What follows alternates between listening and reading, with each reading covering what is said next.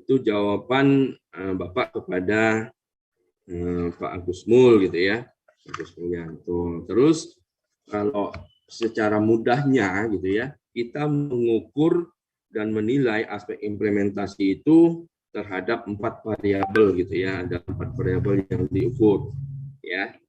Pertama, tentu saja ada daya serap anggarannya gitu ya.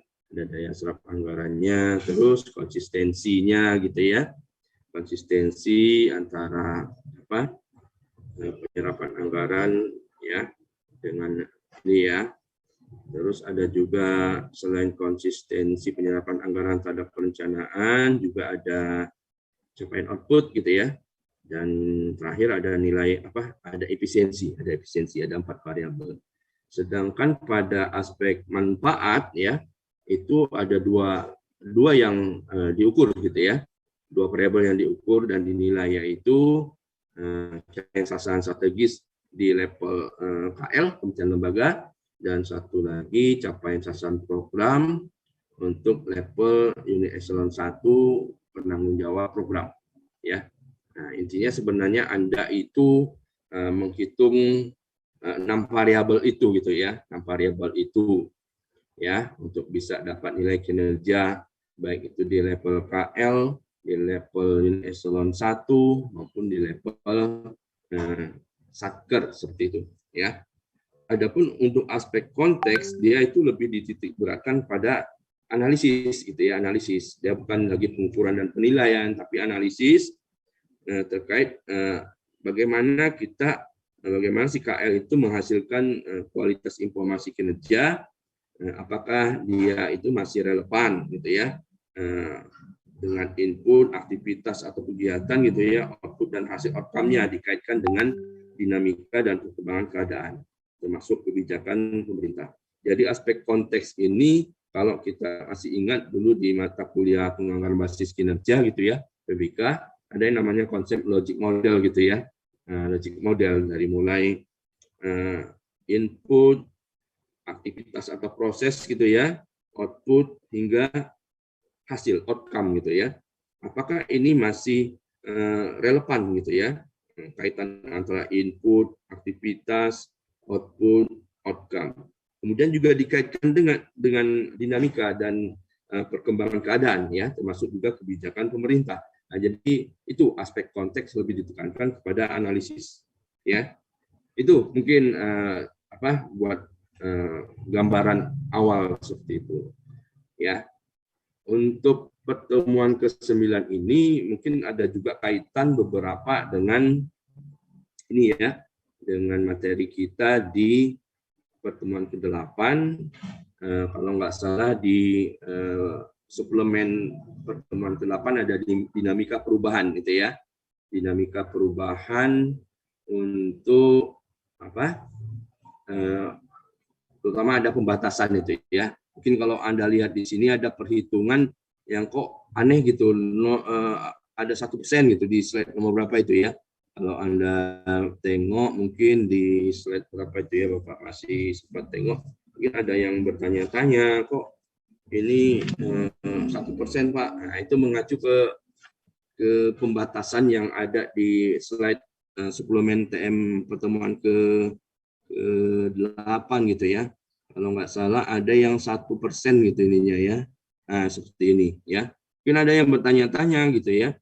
Kenapa kok untuk yang realisasi ini IKSS dalam persen, untuk yang sasaran strategis A gitu ya. Untuk indikator kinerja sasaran strategis yang kedua untuk sasaran strategis A itu realisasinya 0, targetnya 10, tapi kok realisasinya ditaruh 1%. Nah ini ya, ada pembatasan kalau dikasih angka 0, nah ini kan normalnya 0% ya, betul nggak dia? Seperti itu ya. Ada, nah ini kalau nggak salah di PPT kita suplemen di pertemuan ke-8 ada tuh ya, di substansi perubahan yang poin nomor slide 5 dari 5 kalau nggak salah itu ya, itu ada disebutkan bahwa di suplemen dinamika penyempurnaan kebijakan EK itu ada disebutkan bahwa yang slide 5 dari slide 5 dari 5 gitu ya. Ini substansi perubahan bahwa disebutkan setiap realisasi indikator CSS, CSP, COP nilai terendahnya adalah 1%. Ya 1%. Dan untuk realisasi volume rincian output RPRO untuk RO terendah adalah 1%. Nah, itu tolong diingat. Terus ada juga beberapa yang nilai maksimalnya itu adalah 120%. Nah, kayak yang atas ini kan. Ini 2/1, ini kan harusnya 200%. Tapi karena dia ada pembatasan tadi, nilai tertingginya adalah 120%. Nah, itu mungkin rambu-rambu yang perlu diingat ya. Karena di soal UAS boleh jadi ini selalu diuji ketelitiannya oleh Pak Irwan ya, selaku bukan dosko beliau, tapi konseptor ininya. Biasanya beliau yang menyumbangkan soal untuk soal UAS. Nah, beliau nggak boleh jadi dosko di prodi D3 KBN karena home base beliau kan ada di D4 manajemen ini ya, manajemen keuangan negara ya, seperti itu, MKN gitu ya. Oke, itu mungkin sekilas ya. Jadi tolong dikaitkan juga materi kita hari ini dengan materi sebelumnya. Nah, ini udah ada materi terdahulu di TM8 ya. Ini diulang kembali untuk mengingatkan kepada mahasiswa gitu ya. Nah, sebagian substansi PMK 214 katanya di situ ya. Nah, tahun 2017 ini mengalami penyesuaian dan diperbarui dengan PMK 22 tahun 2021. Penyesuaian pertama disebabkan karena adanya kebijakan RSPP, Redesign Sistem Perencanaan dan Penganggaran.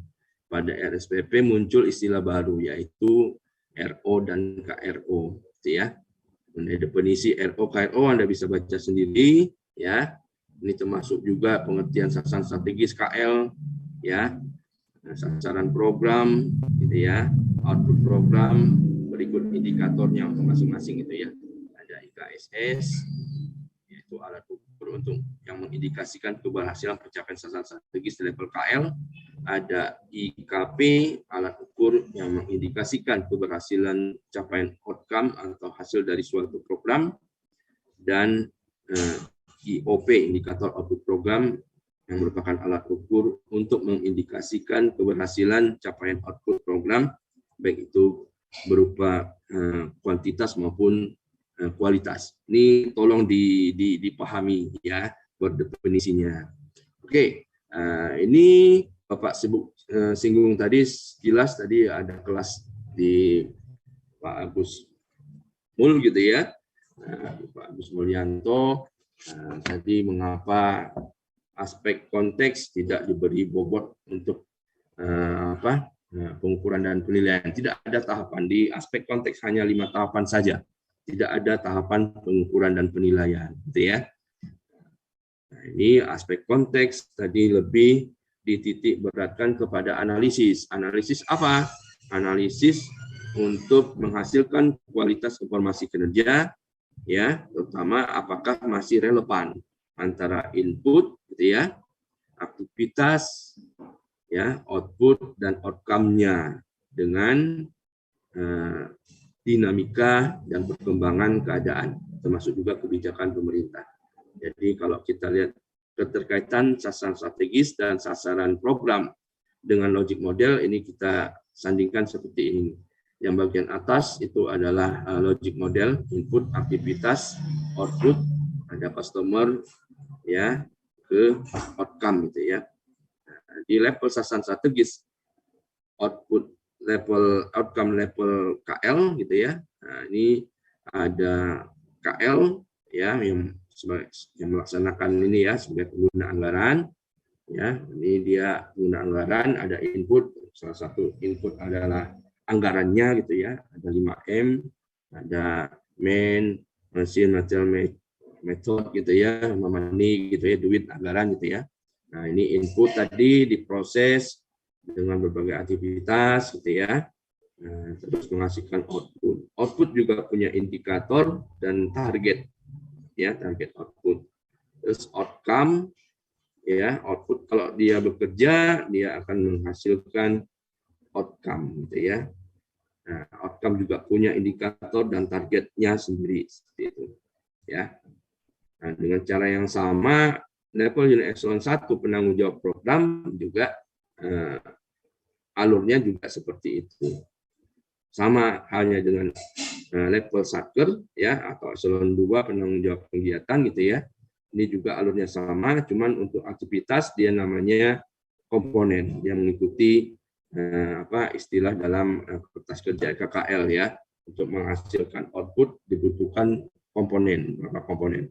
Komponen sendiri itu terbagi menjadi dua, ada komponen yang sifatnya utama, ada komponen yang sifatnya pendukung. Komponen pendukung dia maksimal adalah sebesar 45%, ya, bobotnya dibanding dengan outputnya, gitu ya. 45% maksudnya adalah besaran anggarannya, ya, totalnya misalnya 1 miliar, ya, untuk komponen pendukung ya maksimalnya 450 juta, gitu ya. Nah, seperti itu contohnya, ya. Oke, ini ada catatan juga untuk nomenklatur sasaran strategis di atas sedikit berbeda maknanya dengan istilah sasaran strategis pada Lakin BSC, Balance Scorecard. Sasaran strategis pada Lakin Balance Scorecard ini dapat berada baik itu di level KL, di eselon 1 maupun di satker, seperti itu, ya.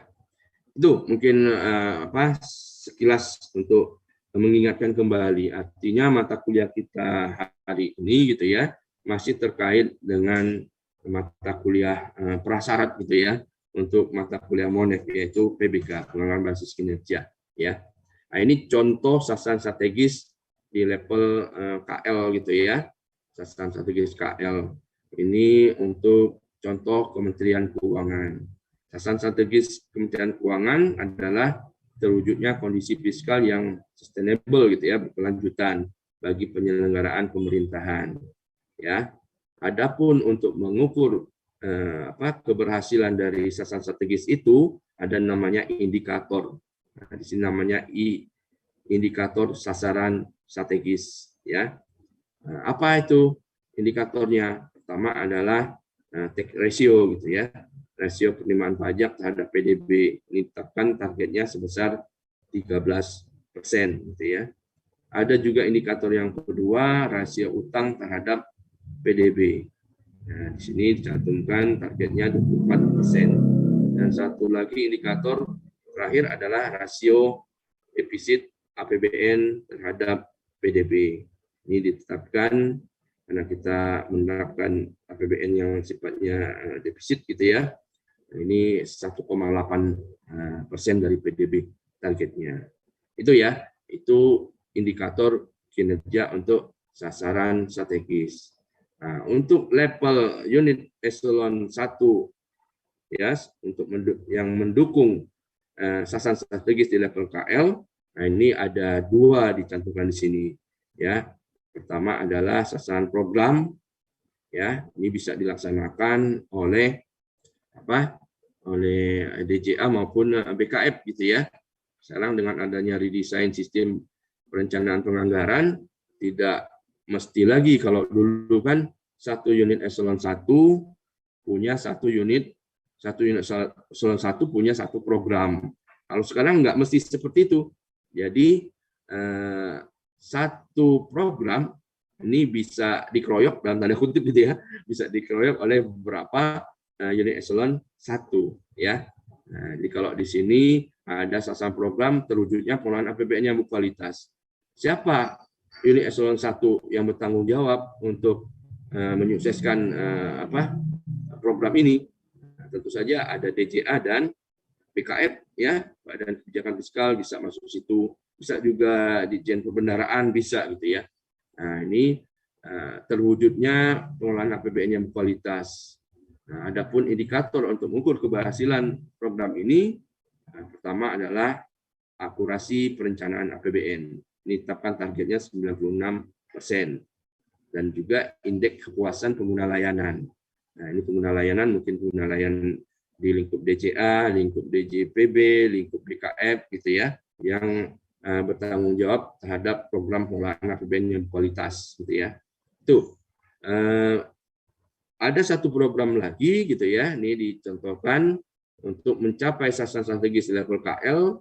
Ini bukan hanya terkait dengan pengelolaan APBN, tapi juga ada penerimaan pajak negara yang optimal. Artinya kan kalau kita ngomong APBN ada sisi pendapatan negara, ada belanja negara, seperti itu kan. Dari sisi pengelolaan APBN ini dari lebih ke belanja APBN yang berkualitas, ya sisi belanjanya. Nah, dari sisi pendapatan ini ada juga penerimaan pajak negara yang optimal. Siapa yang bertanggung jawab terhadap penerimaan pajak negara yang optimal? Tentu saja ada di sini ada DJP ya, ada Direktorat Jenderal Pajak, ada Direktorat Jenderal Bea dan Cukai, ada juga DJA. Ya, DJA juga berperan karena dia yang bertanggung jawab terhadap PNBP, penerimaan negara bukan pajak gitu ya.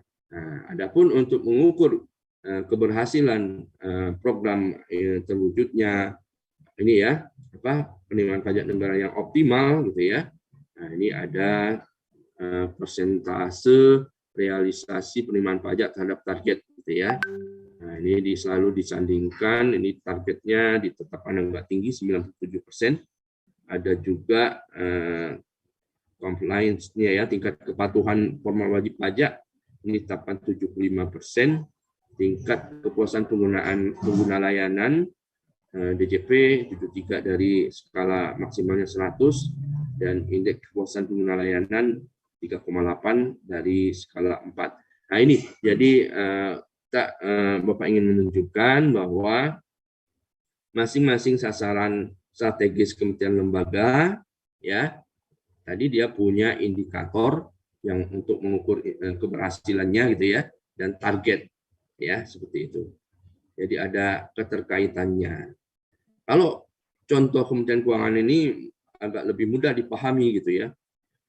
Dulu Bapak pernah diajak ikut serta gitu untuk membantu merumuskan sasaran strategis di kementerian lembaga yang lain gitu ya.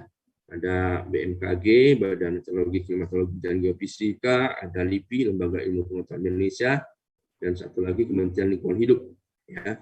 Sebelum dia bergabung menjadi Kementerian Lingkungan Hidup dan Kehutanan. Itu 3 KL pernah minta pendampingan dari pegawai DJA untuk merumuskan sasaran strategis baik itu di level KL maupun di level unit eselon 1 ya.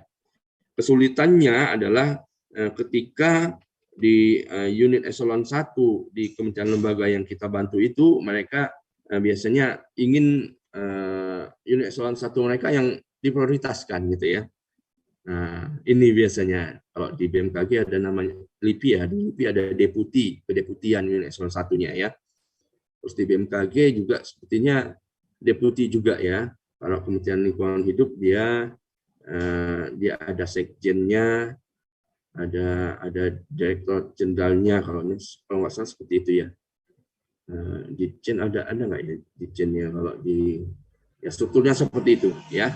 Kalau kementerian, kalau LPNK lembaga pemerintahan non kementerian dia kan strukturnya agak beda.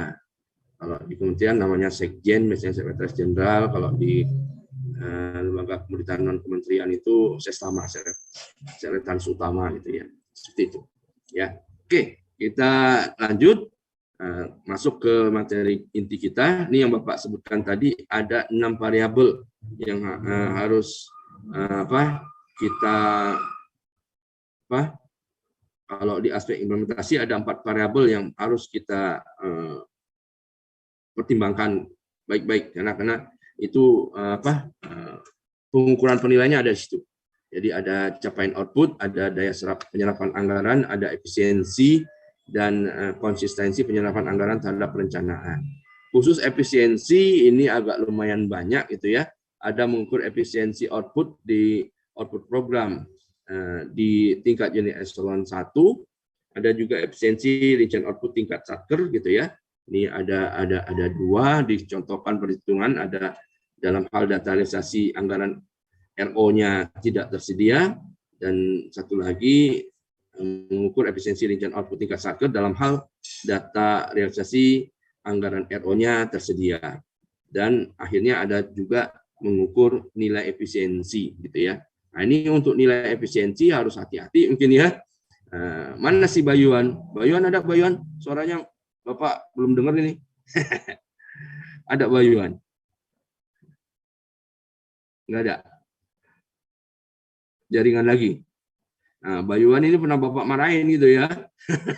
Gara-gara dia ini terlalu kreatif gitu ya. Untuk nilai efisiensinya dia nggak pakai rumus konversi gitu ya.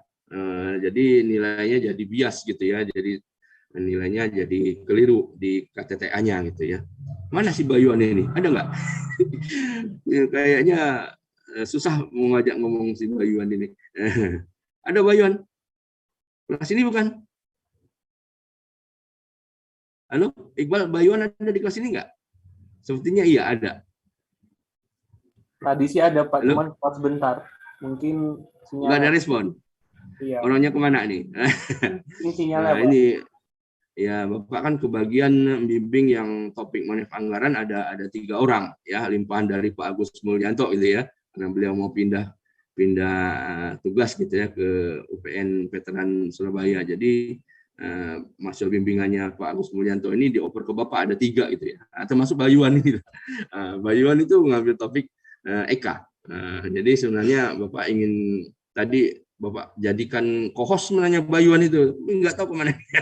Ini ada Bayuan ini. Bayuan, buka dong kameranya. Aduh, gimana nih Bayuan? Kayaknya malu-malu nih. Padahal dulu pernah ketemu Bapak di gedung K itu rambutnya gondrong itu. Rupanya nggak pernah kuliah tatap muka, jadi mahasiswanya pada nggak memperhatikan ini ya, kerapian rambutnya gitu. Jadi agak gondrong dulu Bayuan.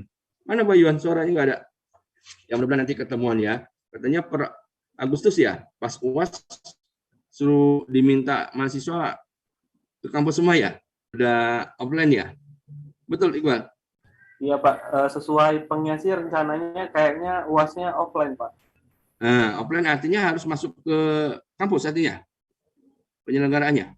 Iya Pak, benar. Kalau memang sesuai bakal masuk kampus Pak. Ya, wis lah. Hari ini sih rapatnya. Nanti jam 13.30 ya kalau nggak salah rapat nanti ya. Mengenai kesiapan kampus kita untuk menyambut mahasiswa kita lagi gitu ya. Untuk kuliah secara langsung gitu ya. Offline. Mungkin ya pas momennya di UAS gitu ya. Seperti itu. Ya. Sayang Bayuannya nggak ada nih ya. Oh, ada Bapak mau dengerin suaranya Bayuan ini. Ini kayaknya agak bandel juga nih mahasiswa nih ya. Jadi ada pengikutnya dulu KTTA Bapak ada sampai bimbingan berkali-kali. Terus paling banyak lah gitu ya. Mungkin kangen dengan Bapak itu ya. Terus ini ngumpulin KTTA-nya juga paling akhir gitu ya. Sama koreksinya juga setelah KTTA-nya ini dinilai oleh dosen penilai, ininya juga terakhir. Bapak harap sih jangan di ujung-ujung nanti ya, udah menjelang deadline baru mengajukan ini ya, perbaikan atas saran dari dosen penilai seperti itu ya. Ini Bapak harapkan Anda tetap semangat lah gitu ya. Ibaratnya udah semester 6 tinggal sedikit lagi gitu ya. Perjuangannya gitu ya. Jadi ya Bapak harapkan ya habis-habisan lah gitu berjuang gitu ya. Habis-habisan berjuang. Ini udah semester 6 ya Bapak harapkan semua mahasiswa yang sekarang semester 6 bisa diwisuda semua gitu ya. Biar buat kenangan terindah gitu ya. Bapak kan pembuka dulu. KBN Kemendaraan D3 Kemendaraan Negara angkatan pertama, lulus tahun 98. Nah, Anda D3 KBN reguler lulusan terakhir. Gitu ya. Benar kan? Lulusan terakhir ya. Karena setelah berikutnya itu kan D3 KBN ahli program, ya ahli program. Artinya apa? Pesertanya dari pegawai gitu ya, pegawaian terutama yang lulus dari D1 KBN gitu ya, lulusan D1 KBN ada 600-an katanya mau ditingkatkan oleh Pak Ses Ditjen Perbendaraan. secara bertahap 5 tahunan mereka 600 orang itu mau ditingkatkan pendidikan menjadi D3 KBN ahli program untuk mengisi jabatan analis ini ya, jabatan fungsional yang ada di Ditjen Kebendaraan. Karena syarat untuk menduduki jabatan fungsional itu minimal adalah pendidikannya adalah D3 ya, seperti itu ya. Oke, mungkin seperti si Bayuan belum mau nongol gitu ya, ya wis lah ya. Ini intinya aspek implementasi ada 4 variabel yang kita ukur dan nilai: capaian output, daya serap anggaran, efisiensi, dan konsistensi ya penyerapan anggaran terhadap perencanaan. Selanjutnya setelah angka-angka pengukuran tadi kita dapatkan, kemudian kita nilai ya EKA atas aspek implementasinya. Di pertemuan ke-8 kemarin kita sudah dapat gitu ya untuk kategorinya untuk penilaian. Kalau nilai kinerja anggaran nilai di atas 90 itu sangat baik, 80 sampai 90 itu baik, 60 sampai 80 itu cukup, 50 sampai 60 itu kurang, dan di bawah 50 itu kategorinya sangat kurang gitu ya. Nah, seperti itu ya. Oke, sekarang kita coba masuk untuk mengukur ya EKA atas aspek implementasi, yaitu variabel pertama adalah capaian output. Nah, di sini ditampilkan gitu ya rumus gitu ya, versi capaian output versi PMK 214 dan PMK 22. Nah, yang kita pakai yang ini ya, yang PMK 22 sekarang ya. Ini cuma untuk membandingkan saja, artinya membandingkan rumus yang ini ya, yang tahun yang PMK 214 dan PMK 22 ya. Jadi kita yang ini fokusnya ya, fokusnya ke PMK yang yang terbaru ya. Oke, ini terpaksa Bapak beli buat pensil ngoret-ngoret untuk ngoreksi gitu ya. Gara-gara kemarin harus cepat ya, akhirnya beli pen untuk ini ya, untuk ngoret-ngoret gitu ya. Karena biasanya Bapak nggak tahan, biasanya Bapak print satu-satu gitu ya. Bapak print satu-satu, Bapak cek. Kemarin karena mau cepet ya wis lah, langsung dioret di situ gitu ya. Karena nggak tahan Bapak biasanya kalau di hadapan laptop berjam-jam itu mata nggak kuat gitu ya. Oke, nah ini dicontohkan ada suatu unit eselon 1, dia memiliki 2 program, yaitu program 1 dan program 2 dengan target dan realisasi indikator output programnya itu sebagaimana tabel di bawah ini ya. Di kolom 4 itu target IOP-nya, indikator output program, dan di kolom 5 ada realisasi IOP-nya ya. Nah, secara prinsip rumus-rumus ini gitu ya, dia membandingkan antara realisasi dan targetnya gitu ya. Sama seperti kalau efisiensi kita membandingkan antara output dengan inputnya gitu ya, seperti itu. Nah, di sini ada catatan untuk COP COP per OP nih ya, capaian output program. Nah, nilai tertinggi yang bisa diperhitungkan untuk COP per OP-nya untuk kolom 7 ini adalah sebesar 120% gitu ya, 120%. Namun untuk per unit eselon 1, COP per unit eselon 1 ini nilai tertingginya yang bisa diperhitungkan adalah sebesar 100% gitu ya, 100%. Nah, ini kita bisa hitung rumusnya gitu ya, tadi sudah ada di rumus yang di halaman sebelumnya. Nah, tinggal kita sandingkan ya antara realisasi dengan targetnya gitu ya. Jadi kayak yang ini ya, 5/5, 100%, 9/10, 90% gitu ya, 2/3, 6,7. Nah, setelah itu kita hitung untuk output per programnya ya, masing-masing gitu ya. Nah, jadi ini rumusnya sih sebenarnya kelihatannya agak rumit, tapi sebetulnya enggak terlalu rumit gitu ya. Nah, kalau sudah masuk hitungan, dan nantinya juga di di pertemuan ke-11 kita kalau nggak salah nanti ada praktikum menghitung EK. Nanti akan diberikan file gitu ya. File Excelnya dikunci jawabannya, biasanya dikasih kunci jawaban untuk memudahkan mahasiswa untuk mengerjakan perhitungan EK ini gitu ya. Di pertemuan ke-11 kalau nggak salah, dan pertemuan terakhir mungkin ada lagi kuis pra UASnya lagi ya.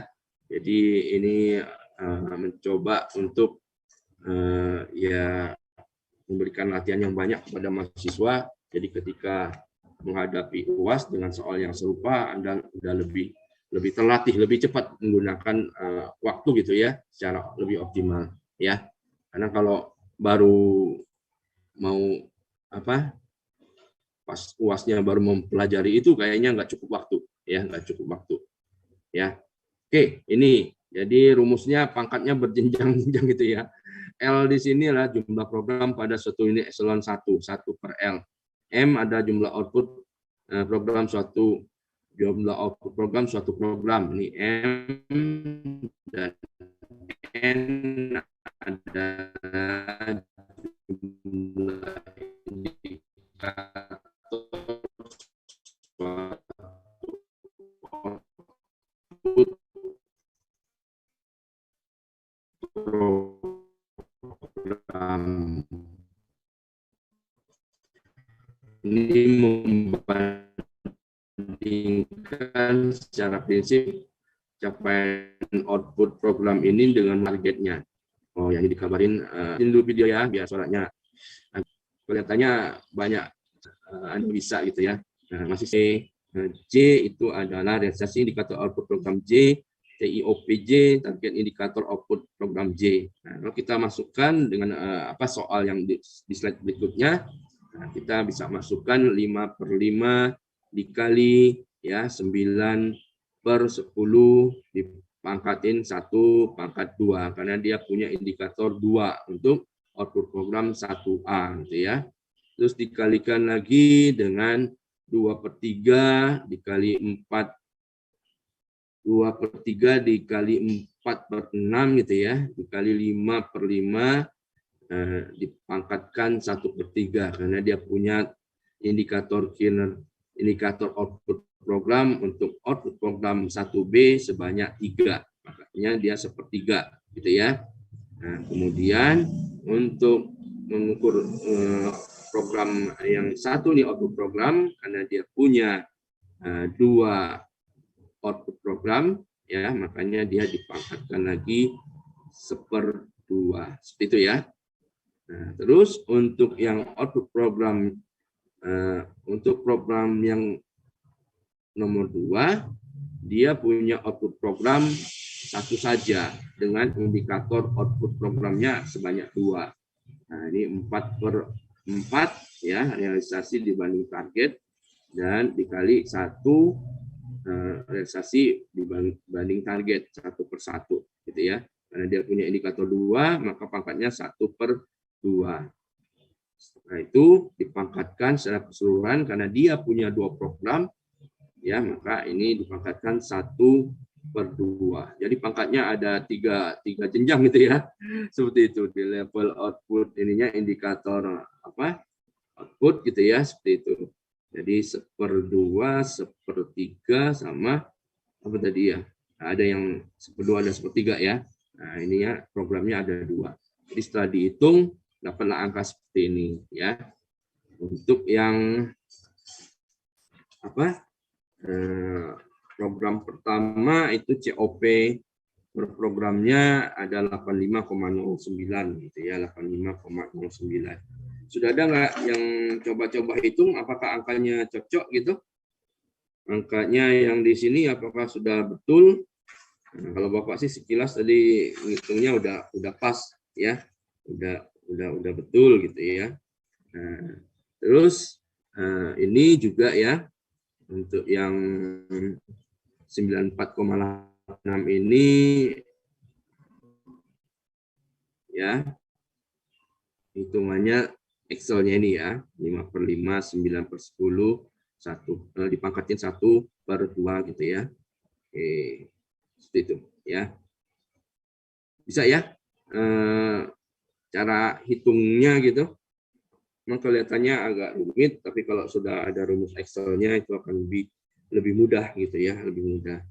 Dan pelaksananya juga di pengukuran EK ini kita dibantu dengan aplikasi Smart sebenarnya ya. Jadi nggak terlalu susah, tapi kita harus tahu cara ngitung rumusnya seperti apa gitu ya. Ya. Oke. Jadi setelah dapat angkanya itu total untuk COP-nya adalah sebesar ini ya 92,24 ya untuk level unit eselon 1-nya nih ya 92,24 seperti itu ya. Kalau banyak latihan Bapak yakin bisa ya. Oke, sekarang kita menghitung capaian RO di level Satker ya. Dia ada rumusnya lebih ringkas ya. Lebih ringkas untuk level Satker ya, dengan membandingkan realisasi dengan target ya. Di sini pangkatnya adalah jumlah rincian outputnya di Satker itu ada berapa ya, kali 100%. Ini kalau contohnya ada di slide nomor 11 ya, nomor 11. Nah, di sini kita bisa hitung CRO untuk Satker itu ya 50, realisasi dibanding target 50 ya, 2/3 ya, dan 1/1 pangkat ikan berapa jumlah ininya ya, RO-nya ada 3, dapatnya akhirnya angkanya 87,36 ya, 8736. Di sini juga ada catatan untuk RPRO dan TPRO ya, seperti Bapak sampaikan tadi di suplemen pertemuan ke-8 ada catatan di situ gitu ya untuk RPRO ya. Ya, itu ada nilai tertinggi yang diperhitungkan sebesar 120% ya. Dan nilai terendah itu 1%. Adapun nilai tertinggi yang diperhitungkan untuk CRO level Satker di kolom 5 itu adalah 100%. Itu rambu-rambunya mungkin yang perlu selalu diingat gitu ya. Oke, selanjutnya kita variabel kedua, daya serap anggaran. Daya serap anggaran ini mudah cara ngitungnya dengan bandingkan realisasi anggaran dan alokasi anggaran dikali 100% ya. Ini mudah. Ini Satker punya anggaran alokasinya di DIPA 10M, realisasinya sampai akhir tahun 9,5 M, maka daya serap anggarannya ya 9,5 dibagi 10M dapat 95%. Ya, mudah itu ya. Nah, selanjutnya kita masuk ke variabel ketiga, efisiensi. Nah, ini harus hati-hati. Biasanya mahasiswa banyak keliru di sini gitu ya. Di penghitungan EK ini karena ya mungkin kurang teliti atau seperti apa gitu ya. Harus ya teliti seperti itu ya. Ini cara ngitungnya ya, alokasi anggaran program dikali capaian output program gitu ya, dikurangi realisasi ya, realisasi anggaran untuk program I itu gitu ya dibandingkan dengan alokasinya ya. Secara rumus kan efisiensi itu dihitung dengan output dibanding inputnya gitu ya. Output capaian output gitu ya, capaian output dengan realisasi anggarannya selanjutnya dibagi dengan inputnya. Inputnya apa? Inputnya dalam bentuk alokasi anggaran ya. Alokasi anggaran berapa di DIPA-nya, pagunya berapa ya, seperti itu.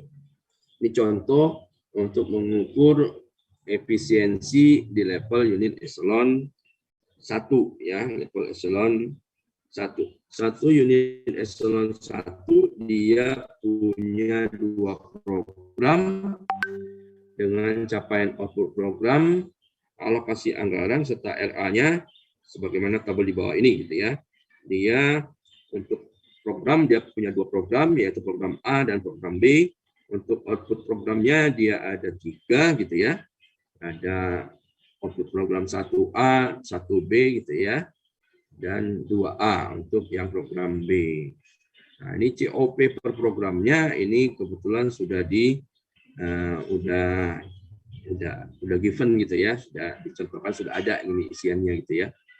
Capaian output per programnya 94,87, 76,31 dan 100% gitu ya.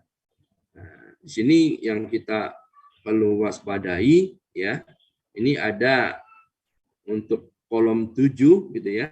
Kolom 7 itu kan cara hitungnya adalah alokasi anggarannya dikali dengan capaian output programnya dikurangi dengan realisasi anggaran. Nah, ini sekilas kita lihat pagunya di DIPA alokasi anggarannya untuk output program 1B ini 1 miliar. Realisasinya juga 1 miliar. Nah, di sini ketahuan gitu ya. Kalau seperti itu, alokasi anggaran dan realisasi anggarannya habis nih, duitnya 1 miliar, realisasi 1 miliar. Tapi kok capaian outputnya tidak 100% gitu ya. Nah, capaian outputnya di bawah 100%, ini cuma 76 ya. Nah, ini jadi tanda tanya kan? Wah, ini kemungkinan nanti ini untuk yang kolom 7 ya, ini dia minus gitu ya. Kenapa? Karena kan alokasi anggarannya dikali capaian outputnya itu 763 dikurangi dengan alokasi anggarannya di DIPA-nya ya, 763 142 828 dikurangi 1 miliar dapatnya minus 236. Ini juga menunjukkan bahwa untuk output program 1B ini boros, ini tidak efisien gitu ya. Masa duitnya dialokasikan 1 miliar, realisasi 1 miliar, tapi capaian outputnya kok nggak 100%, di bawah 100%. Nah, ini kemungkinan besar dia nanti tandanya akan minus gitu ya. Nah, ini setelah kita perhitungkan gitu ya, akhirnya dapat angka ya untuk masuk ke rumus tadi, AA dikali alokasi anggaran dikali capaian output program dikurangi realisasi anggaran, realisasi anggaran totalnya 5M gitu ya, 1 minus 165807277 dibagi 5M itu dapat angka minus 3,32% gitu ya. Tuh ya, jadi kalau nilai efisiensi kita harus tengoknya seperti itu ya. Oke, selanjutnya kita coba untuk mengukur efisiensi di level satker ya. Ada efisiensi region output tingkat satker dalam hal data realisasi anggaran untuk RO-nya itu tidak tersedia. Kita pakai rumus yang ini ya. Masih sama sih sebenarnya gitu ya. Dengan membandingkan antara ini ya, output dengan inputnya gitu ya. Ini kita contohkan, sini ada suatu satker di slide nomor berapa ini ya, 17 ya. Suatu satker punya 2 KRO ya, KRO 1 Romawi dan 2 Romawi gitu ya, dan 3 KRO, 3 RO, 3 rincian output yaitu RO A, B, C ya.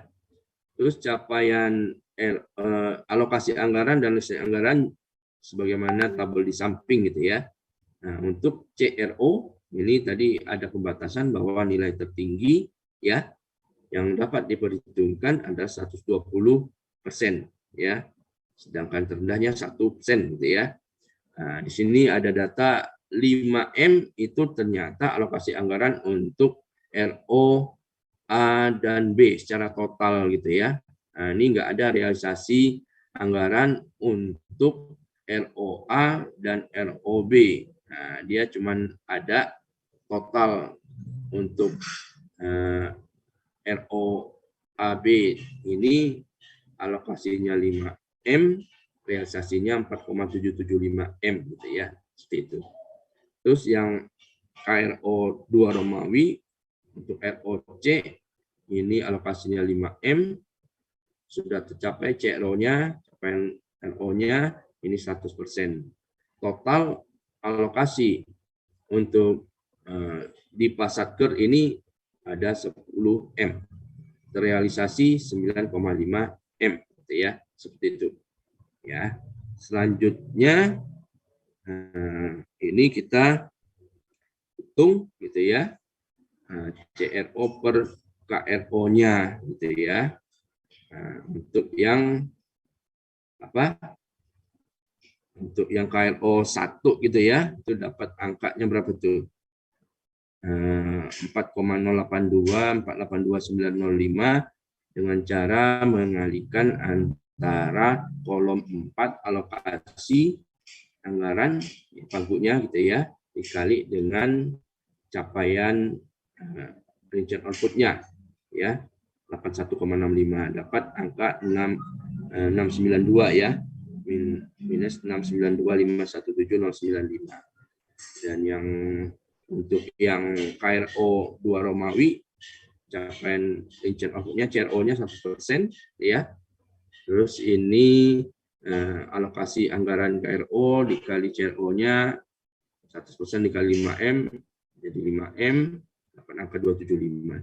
Setelah kita jumlahkan, dapat angkanya minus 417,517,095. Terus kita gunakan rumus untuk menghitung ya, minus 417,517,095 dibandingkan dengan ini ya, dengan total alokasi anggarannya di DIPA ada 10M, dapatlah angka minus 4,18%.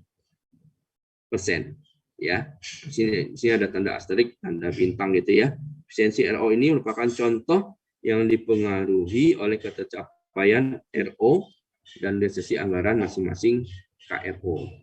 Itu ya, itu contoh untuk mengukur efisiensi di level Satker ya. Dalam hal tadi ada apa? Anggaran untuk ininya tidak tersedia gitu ya. Anggaran RO-nya tidak tersedia karena yang di A dan B-nya tadi total aja gitu ya. A dan B ada realisasinya 4,775 M gitu ya, seperti itu. Nah, bagaimana untuk mengukur efisiensi RO tingkat Satker dalam hal data realisasi anggaran RO-nya tersedia? Nah, rumusnya mirip juga sebenarnya, seperti itu ya. Nah, boleh kita masuk ke contoh. Nah, di sini kebetulan ada untuk realisasi anggarannya untuk RO.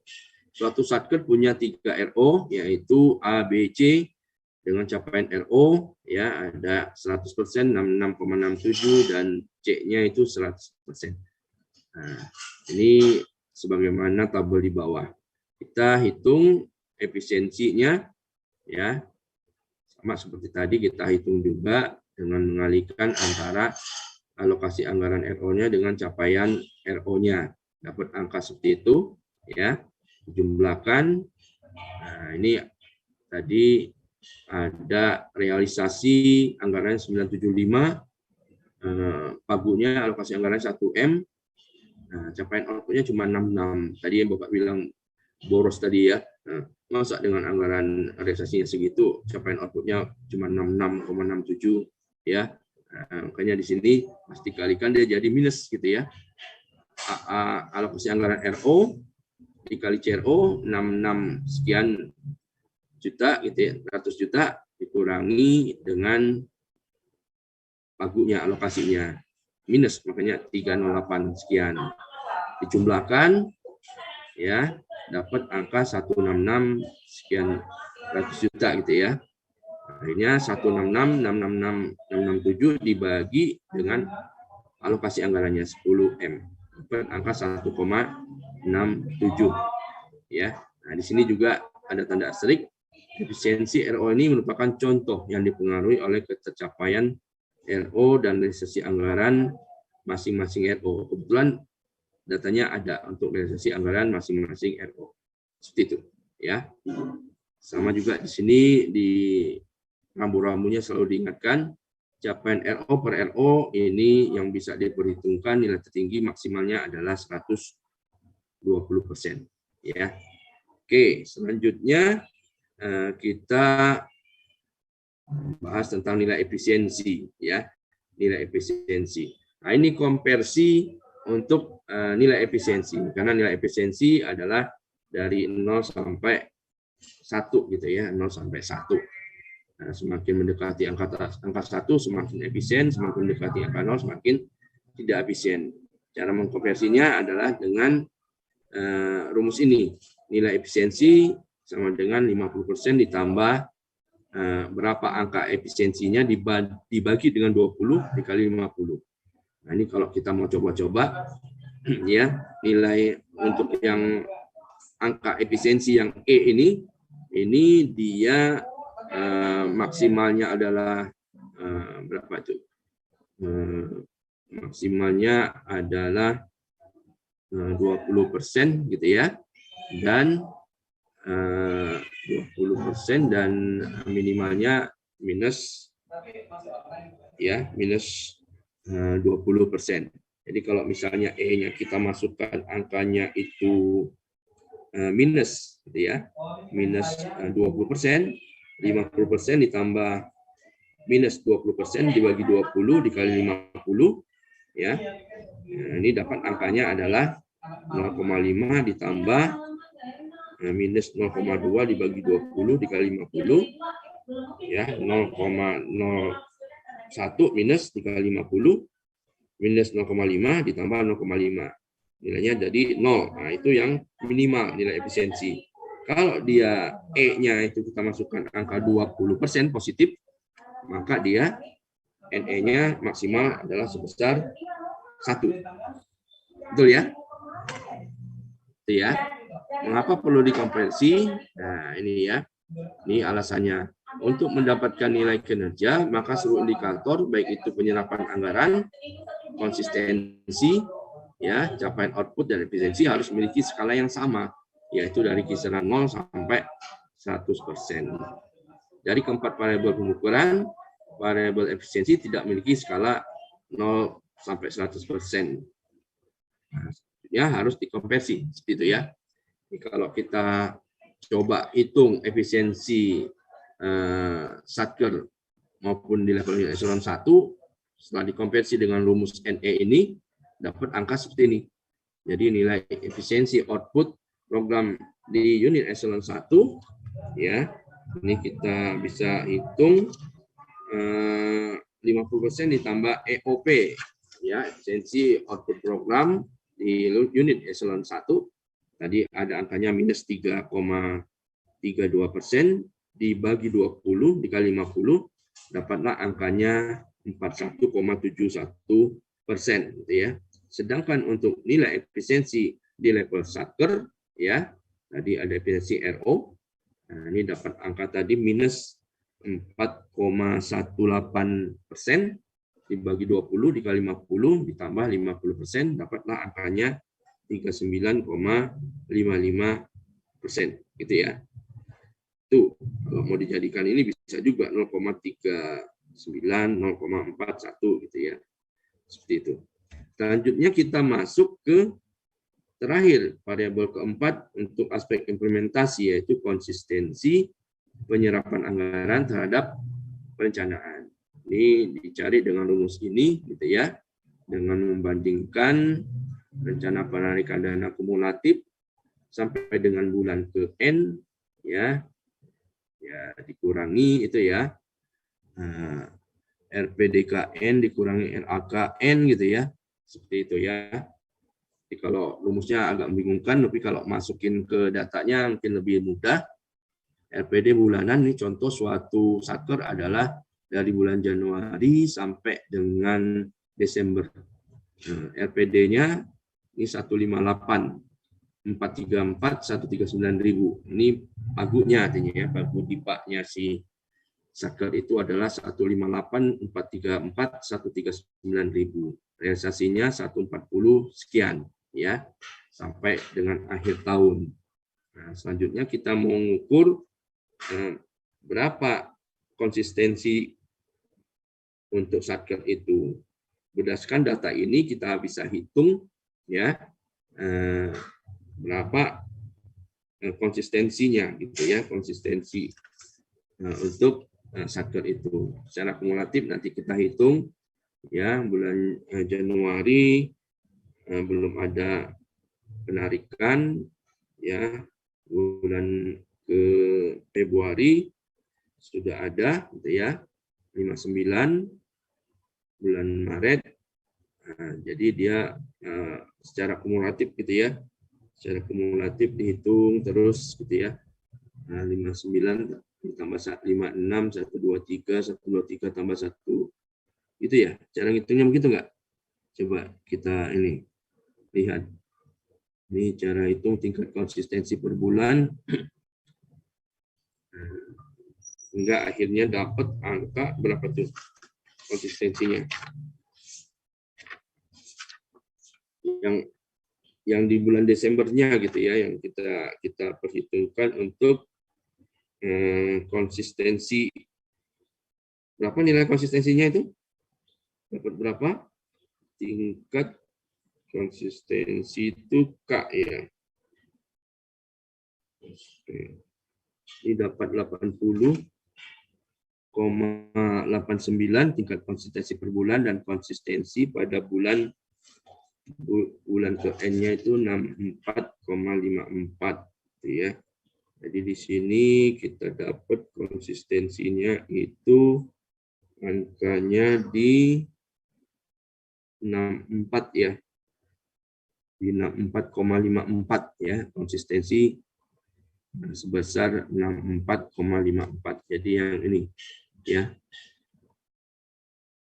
Oke. Itu mengenai yang konsistensi ya. Jadi secara memperhitungkan RPD kumulatif dan RA kumulatifnya gitu ya. Rumusnya tadi ini ya.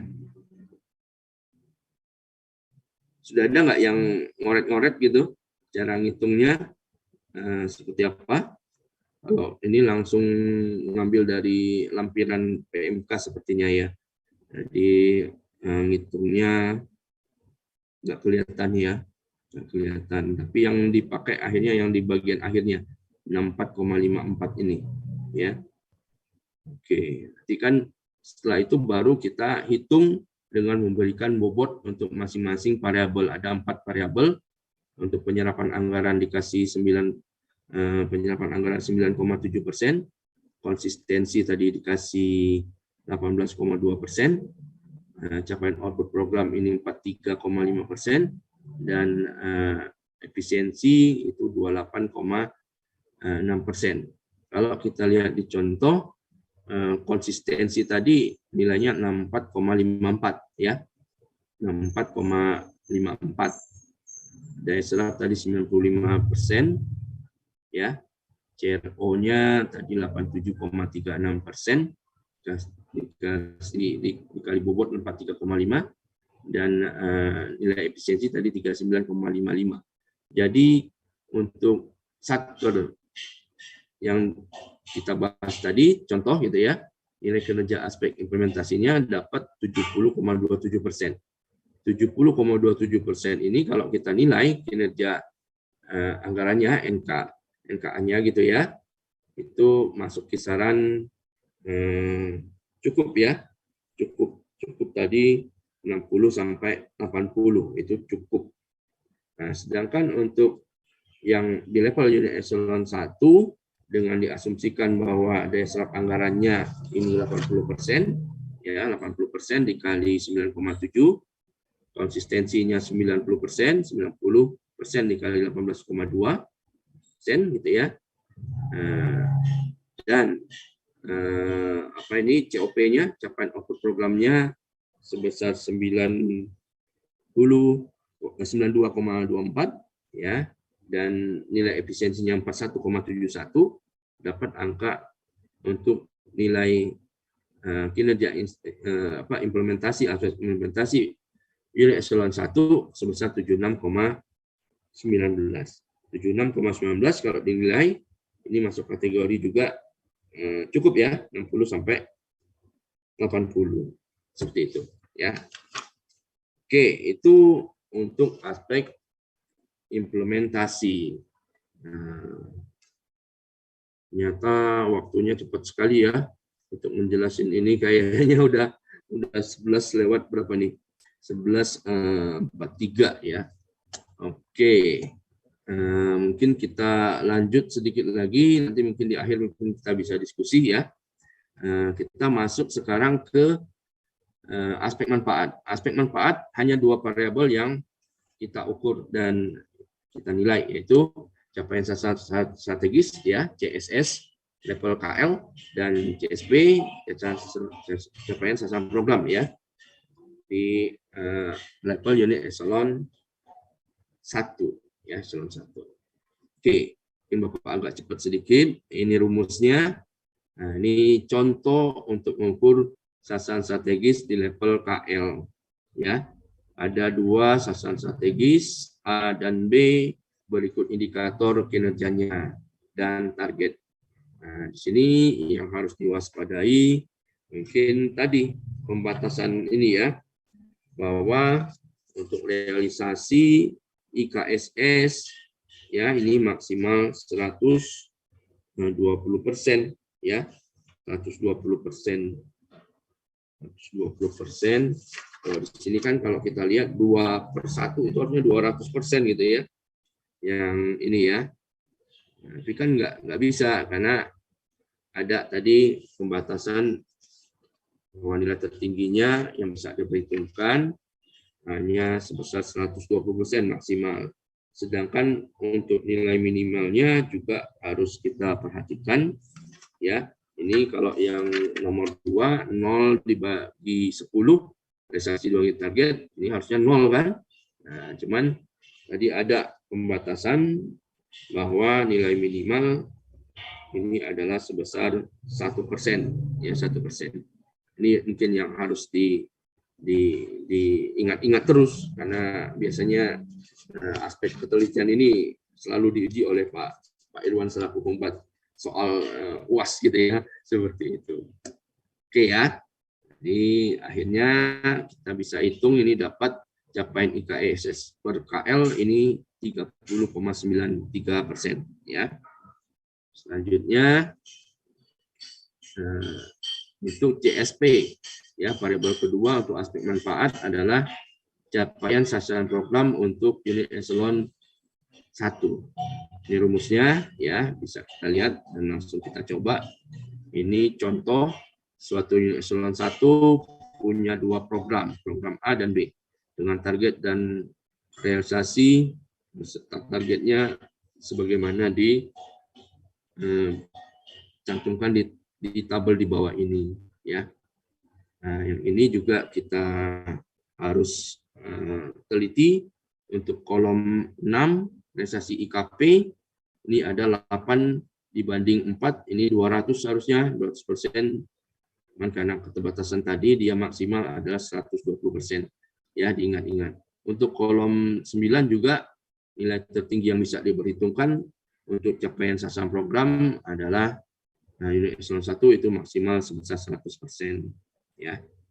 Terakhir kita masuk ke tata cara penilaian kinerja baik itu di level KL, level unit eselon 1 penanggung jawab program, dan satker penanggung jawab kegiatan gitu ya. Ini dengan data-data yang sudah kita coba dicontohkan tadi itu ya, ini akan coba dimasukkan angka-angkanya ke subpokbasan yang ketiga ini ya. Penilaian kinerja tingkat KL dilakukan dengan menghitung rata-rata dari nilai kinerja anggaran atas aspek manfaat ya, tingkat KL, dan rata-rata nilai kinerja anggaran tingkat unit eselon 1 ya, terus dibagi 2. CSS ditambah rata-rata nilai kinerja anggaran level unit eselon 1 atau penanggung jawab program dibagi 2 ya. Ini kalau yang PMK 214 gitu ya. Nah, tapi sepertinya masih sama dengan PMK 22 juga, cuma istilahnya aja mungkin agak berbeda sedikit begini ya. Nah, ini dicontohkan, ini suatu KL punya 2 program, gitu ya, punya 2 program. Suatu kementerian lembaga memiliki 2 unit eselon 1, gitu ya, dengan rata-rata NKA tingkat unit eselon 1 sebesar 85, ya, ini yang 85. Terus dengan CSS sebesar hasil perhitungan contoh di atas. Ini keliru nih ya. Harusnya bukan 0,0%, tapi kalau hitungan kita tadi di slide nomor berapa tuh? Slide nomor 29 itu 30,93. Mungkin dicoret aja ya kalau mungkin sempat ngeprint PPT ini contoh di atas. Ini contoh sebelumnya bukan 0,0%, tapi 30,93. Di slide nomor 2 berapa tadi ya? 29 ya kalau nggak salah ya. 29. Nah ini ya, betul ya. Suatu KL memiliki 2 sasaran strategis. Ini nilainya 30,93, bukan 0%. Nah, mungkin dicoret tadi, mungkin keliru ya. Pak Irwan juga nggak tengok. Sepertinya ini mengcapture dari PMK-nya. Di PMK-nya mungkin contohnya seperti ini, atau di PER-nya ya, Dirjen 9-nya kalau memang. Ini harusnya 30,93%. Nah, 30,93 ditambah 85% dibagi 2 dapat 57,97. NKA level KL kalau dia cuma dapat nilai 57,97 masuk kategori kurang ya, masuk kategori kurang ya. Oke, selanjutnya kita coba untuk NKA level unit eselon 1 ya. Dia dengan memperhitungkan NKA ini ya, NKA aspek manfaat dan implementasi di unit eselon 1 dengan membandingkan antara NKI aspek implementasi ditambah bobot aspek implementasi tadi berapa, sepertiganya ya, 33,3%, dan aspek manfaat sebesar 66,7%.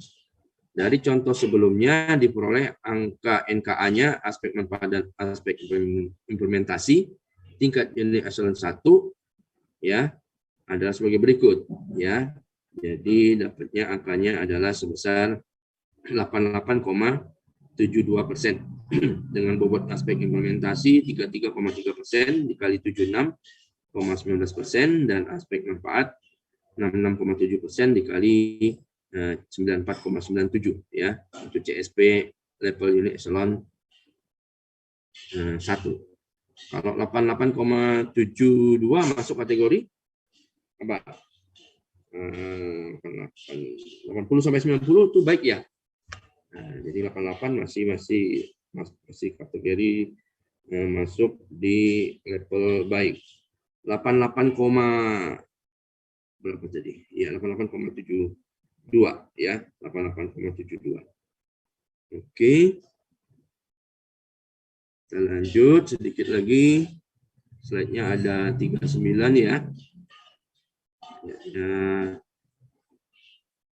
Oke, ini sudah. Sekarang kita masuk penilaian yang B, nilai kinerja anggaran tingkat unit eselon 1. Ya, ini suatu unit eselon 1 ya. Punya 3 satker dengan rata-rata nilai kinerja anggaran tingkat satker sebesar 90%. Jadi 3 satker tadi punya NKA rata-ratanya 90%. Angka 88,72 ya, itu untuk si unit eselon 1 itu ya. Jadi 88,72 itu diambil dari slide sebelumnya yang 88,72. Ini ya. 88,72. Nah, terus dibagi 2 dapat angka 89. 89,36. 89,36 masuk kategori antara 80 sampai 90 itu baik gitu ya. Seperti itu. Dan terakhir kita mengukur menilai kinerja anggaran di level satker. Nah, level satker kita bisa hitung dengan hanya mempertimbangkan aspek implementasi saja. Aspek implementasi tingkat satker maka nilai kinerja anggaran untuk level satker adalah sebesar 70,27. Nanti bisa dihitung gitu ya, untuk level satker tadi hanya memperhitungkan aspek implementasi saja ya, berapa daya serap anggarannya ya, berapa konsistensinya, terus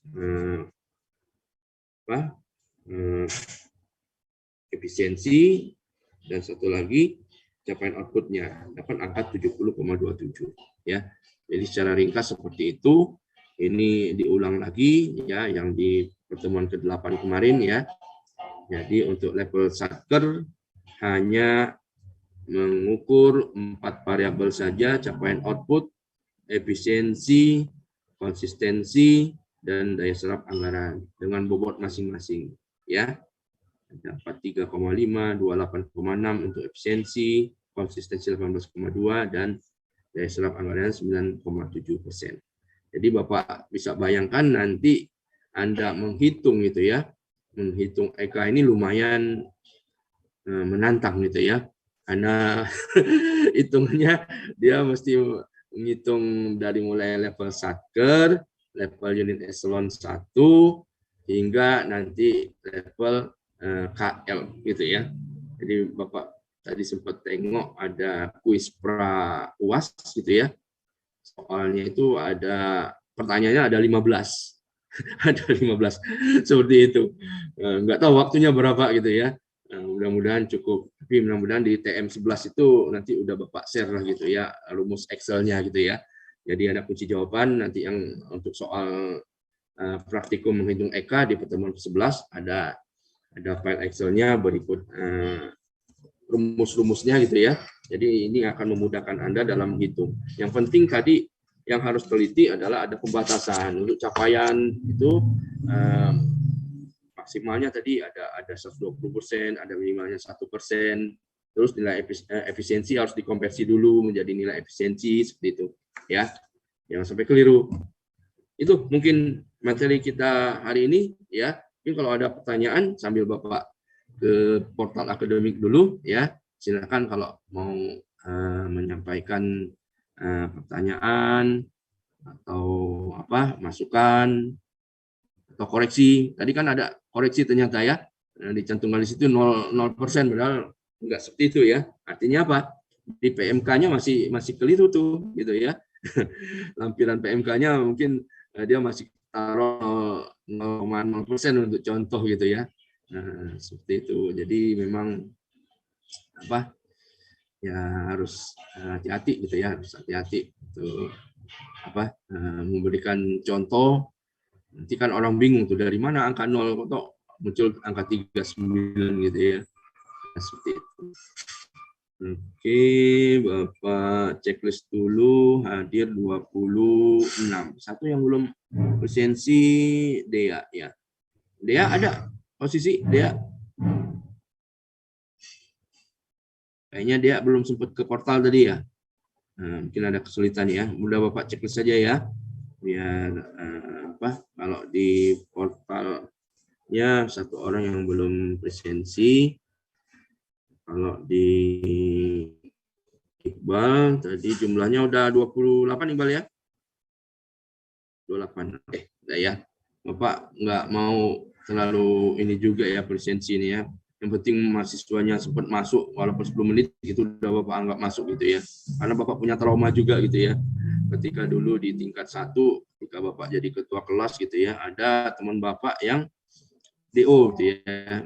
DO gara-gara dia kehadirannya di bawah 80% gitu ya.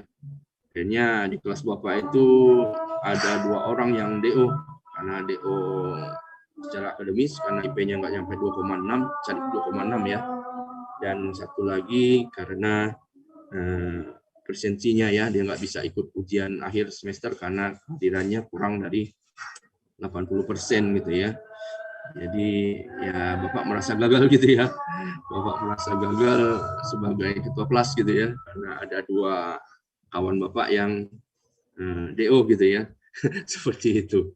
Jadi kalau yang presensi Bapak nggak terlalu ini, Yang penting dia sempat masuk, karena ada kendala jaringan gitu ya, dia nggak bisa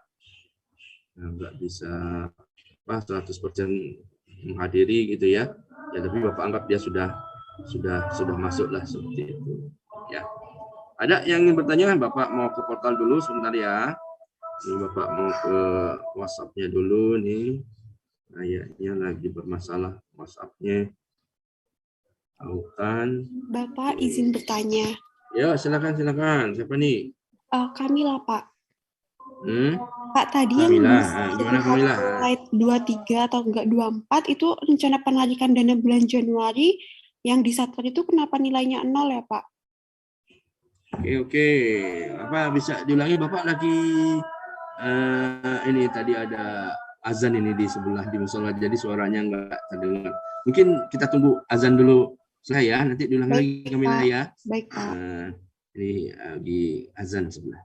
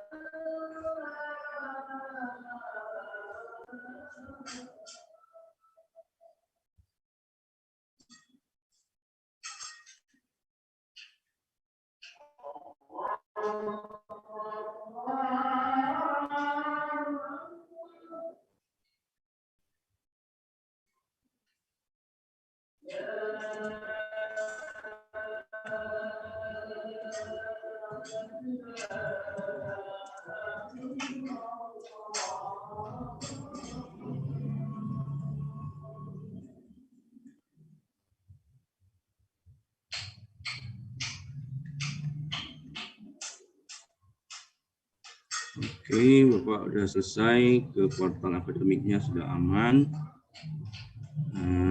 Tinggal Bapak cek lagi, sudah aman. Silakan tadi Kamila diulangi, mungkin Bapak tadi, silakan Kamila. Ini Pak, saya mau tanya yang di slide 23 sampai 24 itu kan sama. Ini RPD yang di bulan Januari itu kenapa 0 ya Pak? Oke, ya tadi Bapak agak cepat ya untuk RPD tadi ya. Iya Pak. RPD di slide nomor berapa Kamila? 23, 24. 23, 24. Coba ya, kita lihat lagi ya. Oke, di sini contoh RPD bulanan beserta realisasi. Di Januari RPD-nya ini kan pola RPD-nya itu biasanya kalau KL gitu ya, dia menyajikan rencana penarikan dananya itu kalau yang mau simpel gitu berapa pagu anggarannya, misalnya 12M, ya udah dibagi 12. Jadi tiap bulan 1 M. Nah, tapi itu pas penelahan di DGA gitu ya, kita minta coba deh dibuat pola yang ini gitu ya, jangan dipukul rata gitu ya. Nah, akhirnya beberapa KL itu membuat RPD sesuai dengan kebutuhan mereka. Jadi ini di Januari kebetulan dia masih cantumkan rencana penarikan dananya 0 gitu ya. Nah, mungkin pertimbangan dia ya mungkin ya asumsinya mungkin administrasinya belum ini gitu ya, administrasinya belum komplit, penunjukan PPK-nya segala macam, mungkin kalau ada perubahan darah pengeluaran mereka ini mungkin ada perubahan. Nah, boleh jadi dia naruh RPD-nya di bulan Januari masih 0 gitu ya, masih 0. Bisa seperti itu Kamila ya. Jadi anggarannya juga bisa direvisi sebetulnya ya. Jadi kalau misalnya tidak mesti harus 0 gitu ya. Jadi harusnya kan kalau normalnya gitu ya, semakin cepat dia merealisasi anggaran semakin baik gitu kan. Itu harusnya begitu kan. Cuman ternyata ada pola tertentu gitu ya untuk beberapa output tertentu yang misalnya output yang belanja modal gitu ya. Belanja modal itu biasanya nggak bisa di awal dia udah langsung kasih. Dia biasanya setelah satu semester baru dia ngebut gitu ya. Karena mungkin dia harus melengkapi kelengkapan administrasi dulu gitu ya. Seperti itu. Tapi RPD ini pun sebenarnya masih bisa dilakukan revisi gitu ya. Jadi kalau memang dia sudah lengkap di bulan Januari misalnya udah mau realisasi, terlanjur di DIPA-nya RPD yang dicantumkan masih nol, dia bisa melakukan revisi RPD-nya. Seperti itu. Bisa diupdate lah gitu ya. Itu kira-kira Kamila. Nggak mesti bulan Januari harus belum ada realisasi sama sekali gitu ya, karena memang RPD-nya di situ direncanakan memang nggak ada realisasi gitu ya. Itu ya kira-kira Kamila ya. Baik Pak, Terus, terima kasih. ya sama-sama. Oke, mungkin harus sering latihan gitu ya, sering latihan untuk yang ini. Coba untuk yang apa ada yang data-data di sini dioret-oret aja, Bapak. Harapkan Anda di print saja gitu ya untuk bahan tayang pertemuan ke-9 ini. Jadi Anda bisa ngoret-ngoret gitu ya. Bapak pun juga sempat ngoret-ngoret tadi ya. Karena kalau nggak dioret-oret, ini angkanya dari mana? Ini angka dari mana? Ini kan, jadi dia saling nyambung gitu ya. Jadi untuk menghitung sampai penilaian kinerja baik itu di level KL, level eselon 1, level satker itu berdasarkan dari data di slide sebelumnya. Kalau data slide sebelumnya kita nggak kasih tanda-tanda, bingung juga tuh angkanya dari mana nih. Ternyata satu ketemu tadi kan, ada rupanya ada yang keliru tadi baru dicantumkan 0% tadi kan. Harusnya kan nggak sebesar itu kan. Harusnya 39, sekian tadi kan. Seperti itu. Oke, gitu ya. Jadi Bapak harap dibaca dan di print gitu ya, dikasih oret-oret gitu ya. Dikasih oret-oret. Jadi untuk lebih mudah Anda mengingat. Oh, untuk hal ini rambu-rambunya minimal ada 1% gitu ya. Maksimal 120%. Untuk nilai efisiensi ada konversi lagi gitu ya. Jangan sampai keliru ya. Ada Bayuan? Sudah ada suaranya? Belum? Bayuan nih nggak kelihatan, nggak malu-malu kayaknya ya. Oke, nyata waktunya udah habis ya, lumayan juga ya. Padahal udah ngebut tadi Bapak ngejelasin gitu ya. Ya udah mudah-mudahan bisa membantu ya menambah pemahaman Anda mengenai materi hari ini, formula evaluasi kinerja anggaran. Ya, demikian yang kita hari ini. Lebih kurang Bapak mohon maaf. Sampai akhiri dengan alhamdulillah. Assalamualaikum warahmatullahi wabarakatuh.